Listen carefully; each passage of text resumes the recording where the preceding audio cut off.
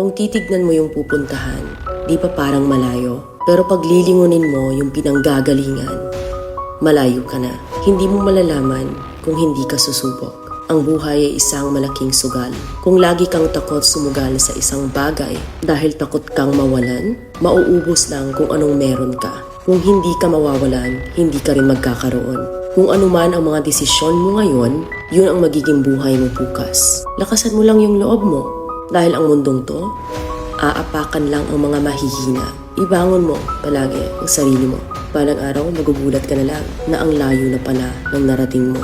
Kahit mabagal ang progress, basta may usad at kumikilos ka, okay na yan. Wala tayong magagawa. Ganyan talaga ang proseso ng buhay. Lahat tayo nakakaranas ng hirap. Hindi natin alam kung hanggang kailan tayo dito sa mundo. Kaya mas piliin mo maging mabuting tao. Ang pinakayaman na maituturing natin sa sarili ay ang ating